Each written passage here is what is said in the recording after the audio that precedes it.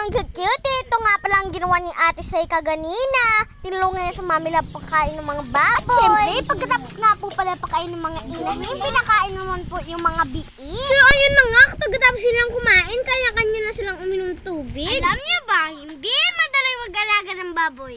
Dahil simula kay Mama Pig, sa panganak, kailangan niyo po silang pakainin at bantayang mabuti. Kasi hindi po lahat ng baboy ay pareho ang lakas ng katawan.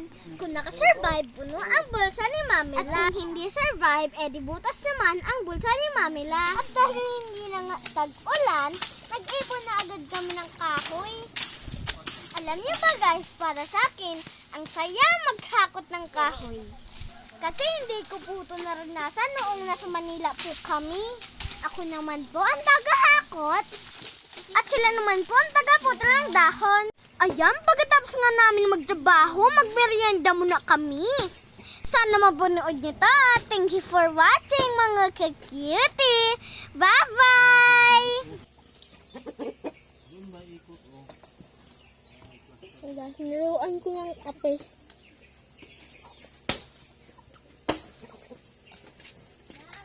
Kung pinakagit mo sa akin, itlak na